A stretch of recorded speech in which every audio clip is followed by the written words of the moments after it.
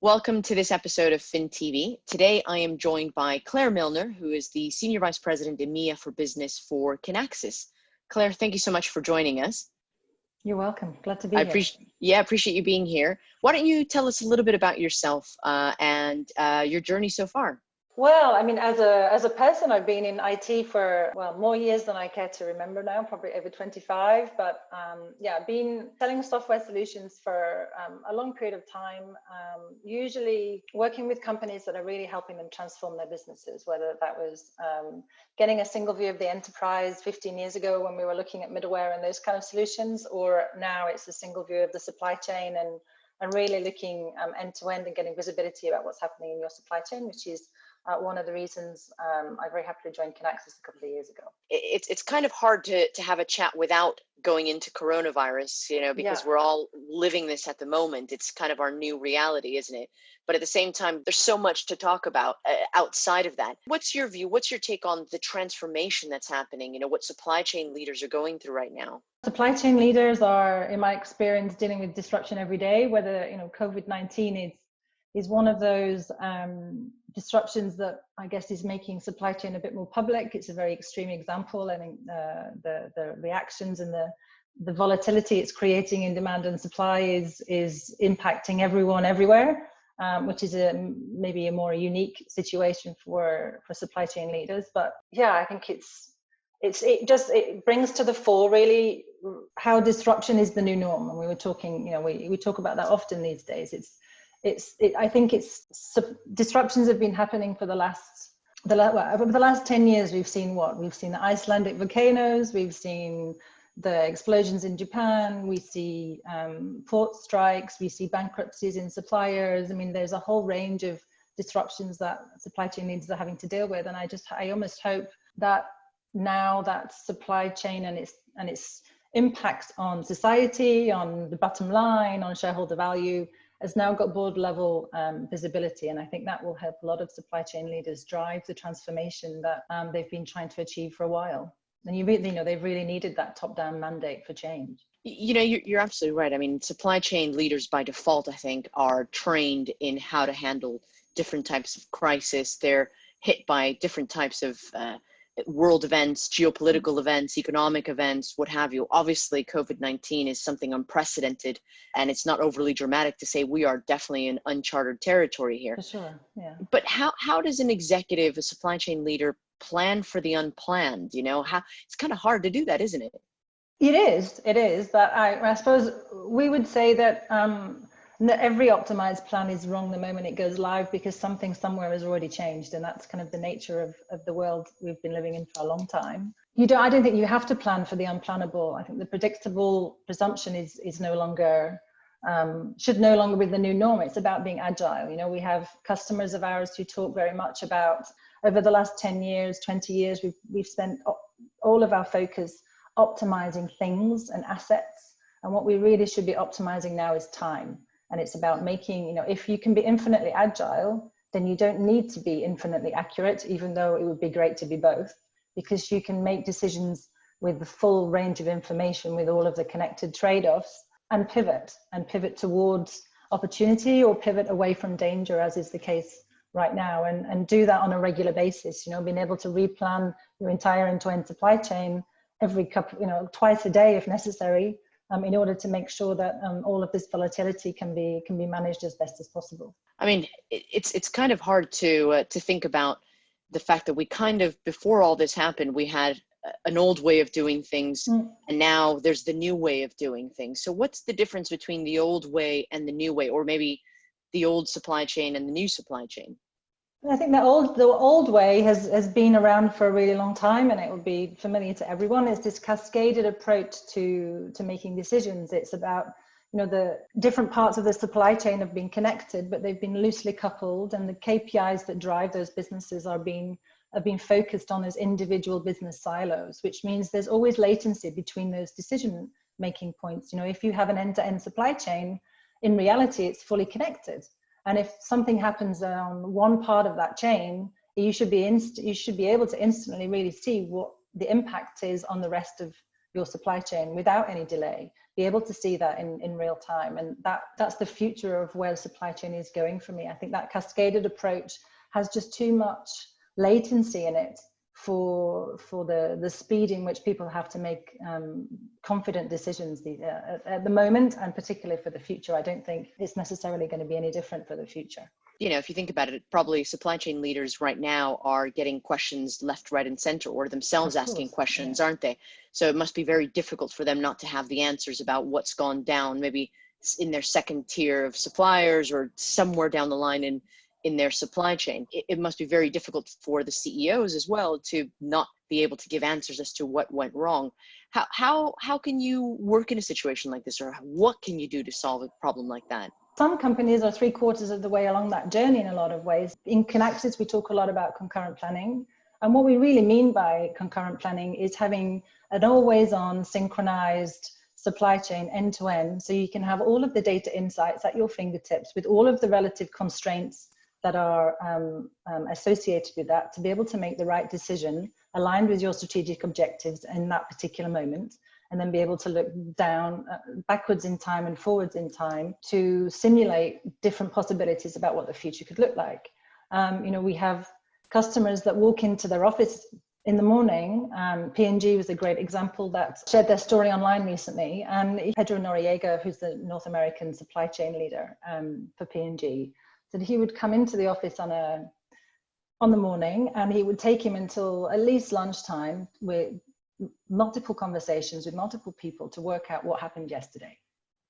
And then they would sit down and work out which problems they were going to solve that day, because even if they could solve all the problems, they just didn't have the time before the day ended. And he would then make those decisions and spend the rest of his afternoon writing love letters, or responding to the love letters, as he calls them, to the commercial leaders who had spent the last 24 hours shouting at him for messing up his business or their business. And he said, look, moving forward 4 years later, he comes into work, he has a dashboard of what's happening across his entire business, what issues they've got in the factories, the revenue for their suppliers, the KPIs for his largest customers, and he can see that without speaking to anyone. And then they have what they call a Power 15, which is a 15-minute meeting to decide what they're going to focus on for the day. And 80% of that meeting is talking about how they solve tomorrow's problems, not necessarily solving yesterday's problems, because yesterday's problems were already managed in more real time. And for him, then he can take those future-looking solutions to potential issues to the business and say, look, we're going to have these potential challenges. These are the 5 things we can do to change that. Which one would you like to do? So he's adding value to their life, and he's adding value to shareholder, to the bottom line. And that's the new way. That's this world of, that's what it means to have that synchronized, always on supply chain. But it seems like a panacea, really, for some people, you know, the idea of the end-to-end connected supply chain and to gain visibility. But, you know, you're absolutely right. A lot of times people are having meetings to discuss something that was a problem yesterday without realizing that what the next problem is going to be for tomorrow. They might be repairing something that is going to be broken tomorrow anyway, right? Yeah, and they get me. You know, lots of companies still use a lot of spreadsheets. When you're a supply chain leader or you're a planner, you don't necessarily want to spend the first few hours of your day digging around in spreadsheets trying to find the data, just so that you can start to find insights, so you can then start to make decisions. If you have that data at your fingertips, you can start focusing on problem solving far quicker on a day-to-day basis, which you would imagine must give people better careers and better enjoyment of their day. Well, not only that, but I mean, we are living an example right now of absolute volatility and crisis that nobody could have predicted. So you're only as good as the information that you currently have, right? And if you don't hold a lot of information, then I bet you there are a lot of leaders right now, whether they're supply chain or board directors, that are scratching their heads, very, very worried about the fact that they don't hold all the facts, right? Absolutely. And you know, the fact that if it takes you 24 hours or longer to understand what those facts of today are, the facts will have changed by the time you've got them. But eliminating or getting rid of volatility is impossible, isn't it? Correct. Yeah, absolutely. Yeah. And it's about, I suppose, it's not about trying to remove the volatility. It's about becoming more agile in order to react to volatility and be able to pivot more quickly away from the danger.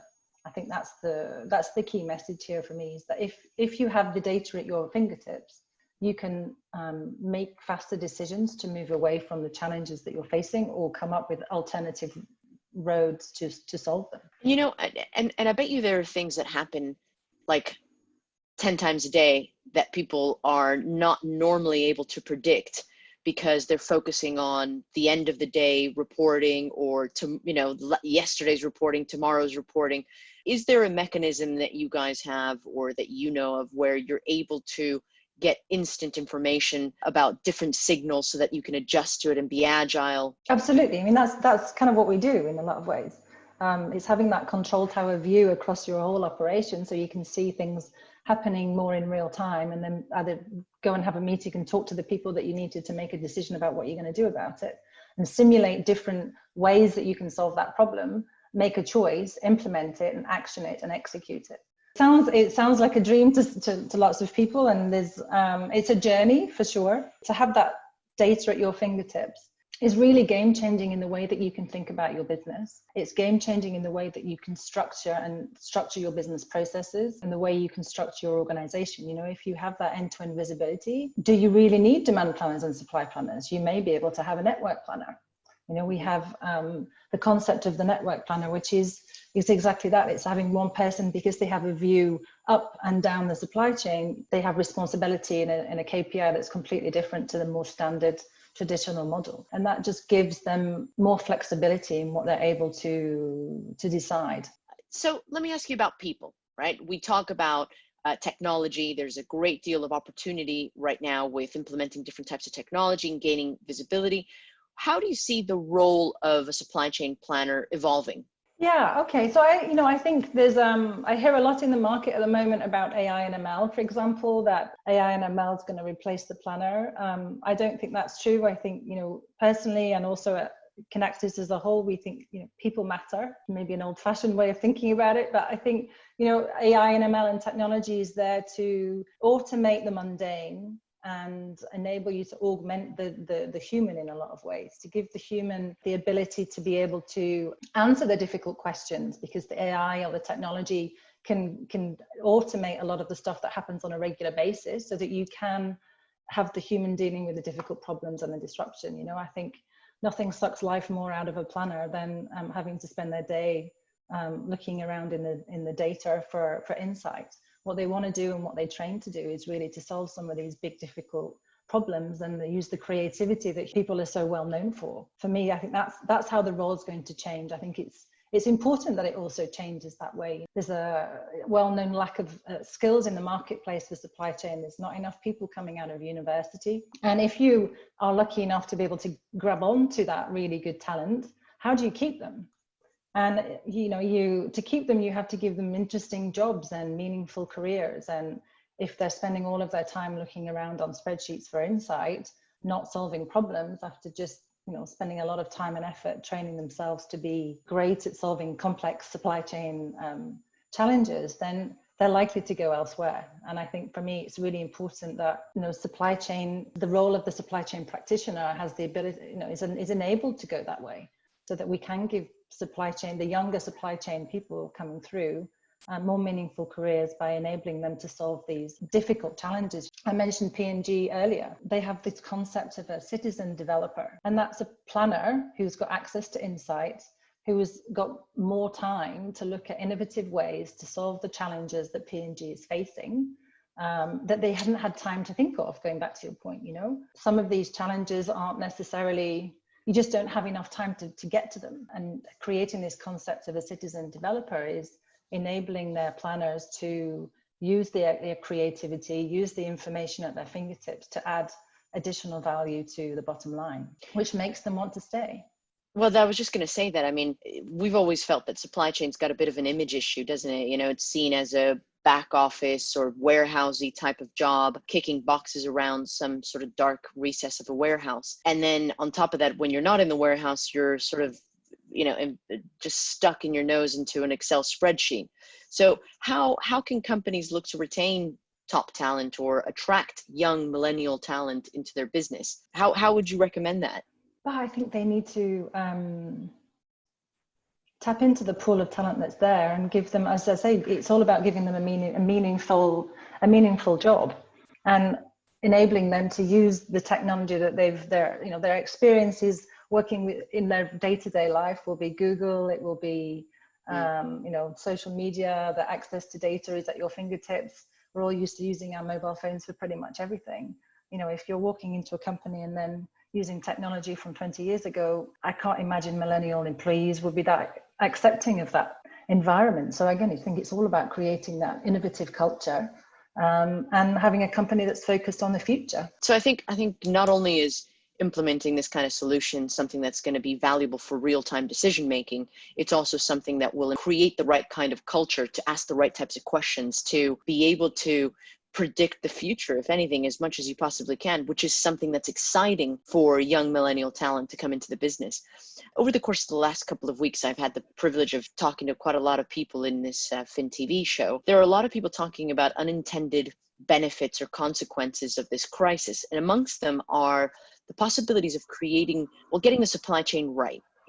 So looking at different business models and looking at sustainability as something that is top of the agenda. How have your customers changed their approach to sustainability? Well, I think, I've seen it over the last 10 years, companies that were starting on this sustainability drive were trying to solve the sustainability problem, if for the lack of a better phrase, in parallel to normal business.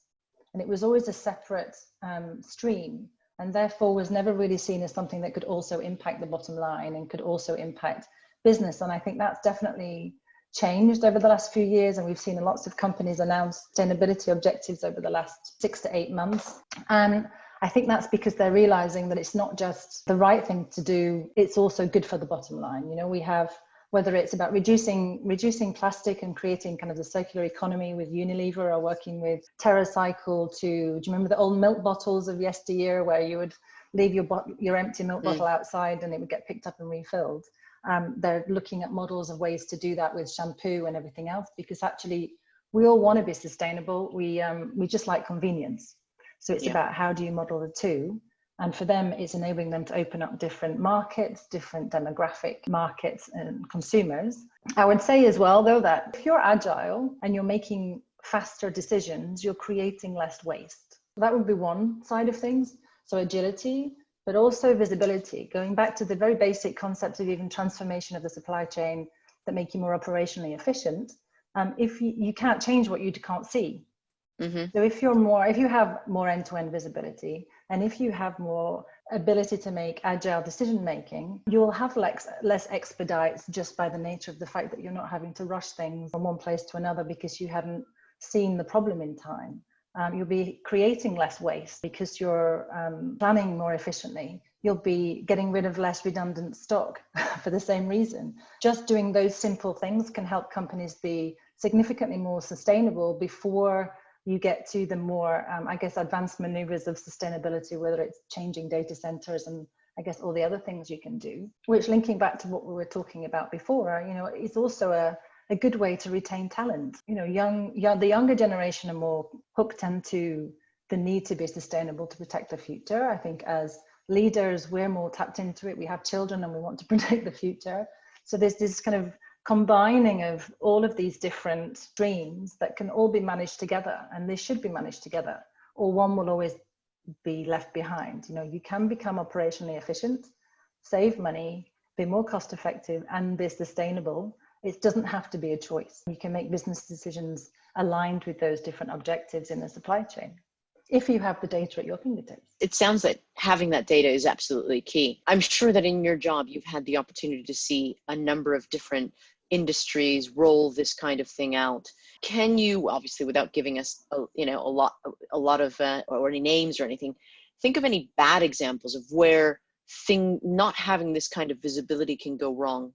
Well, I think we see it every day, not necessarily in our customer base, but I think right now we're seeing the perfect example of that.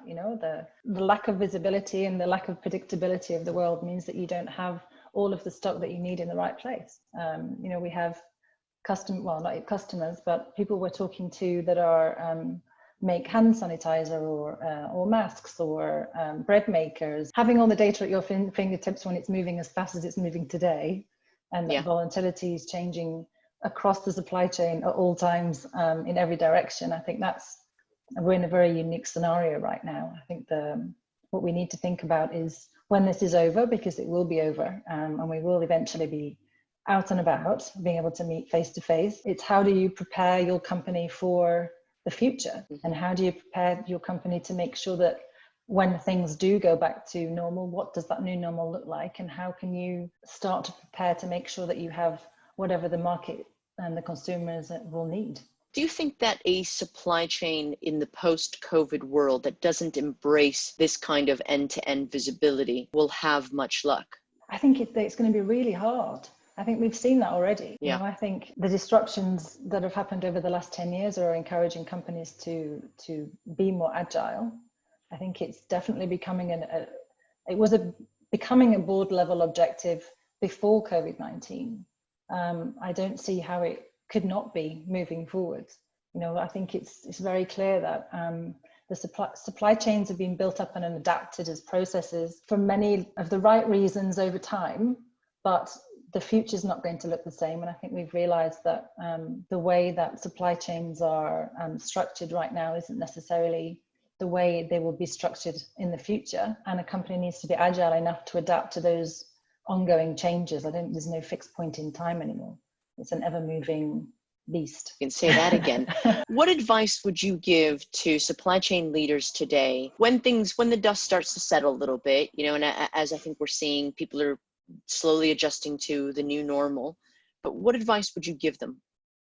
I suppose the cheeky answer is come and talk to Kinaxis, but I think talk to your peers in supply chain. There's lots of organizations that, you know, you can introduce them to, we could introduce them to, who are maybe further ahead in there is no end point in this journey. I don't think it is an ongoing journey and battle that everyone will face to become as agile as possible, but everyone's on a different stage in that journey. So reach out to your peers and find out what they're doing and how they're transforming their companies, because technology is one part of that transformation. It's an enabler of that transformation. But, you know, you have to take the people with you. There's maybe a cultural change, as you said, about how you structure your company. How do you drive that top-down culture to enable innovation and enable that change? Whether it's a change in org structure or change in process, all those things are maybe necessary to kind of keep moving forward.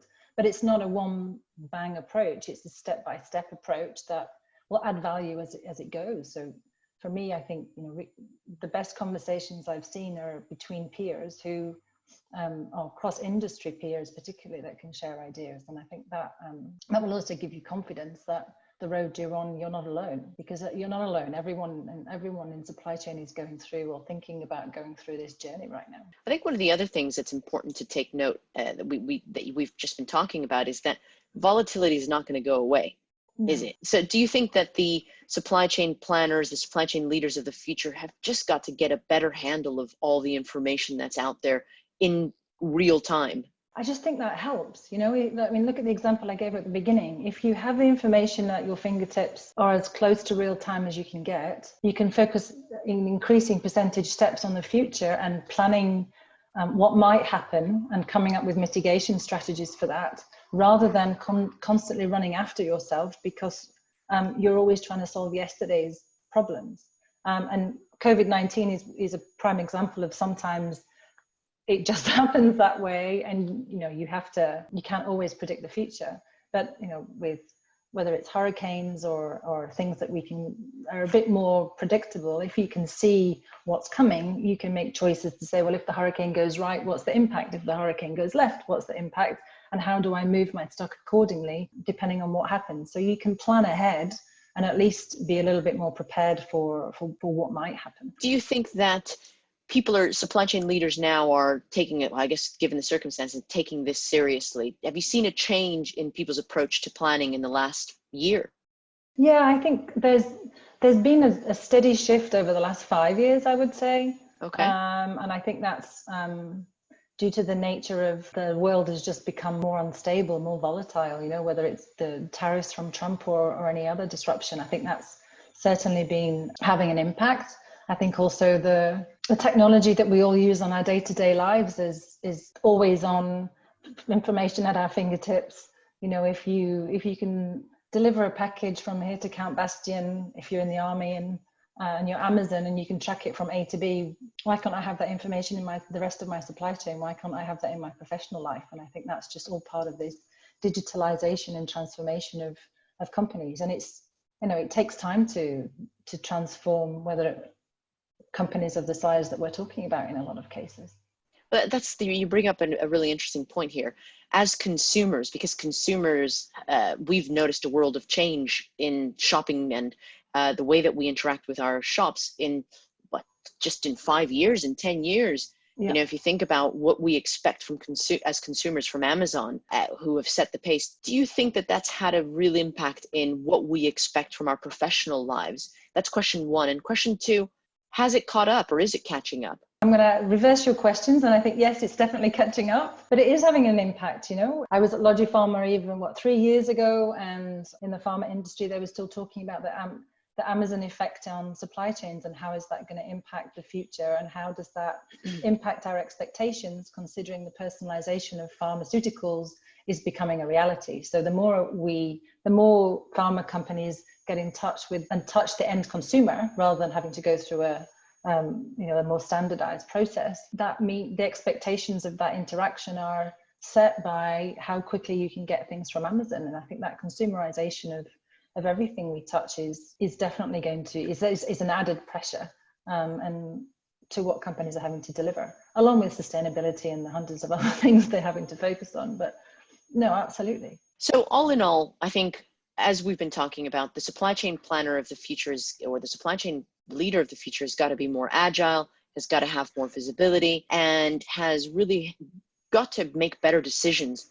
based on having some sort of end-to-end visibility. Would you agree to that? Yeah, I think having an organization and infrastructure that enables them to make more agile decisions, for sure. And that is all about having visibility about what's happening across your end-to-end supply chain. And the supply chain adds value to the bottom line, and it's time it's recognized as that rather than just as a cost center. It is a competitive advantage for all companies.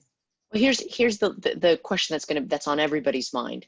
How realistic is this? Because I talk to a lot of people that say this is a moonshot. This is I would love to have end-to-end visibility. I'd also like to win the lottery or be 10 inches taller. Is this really something that can be done?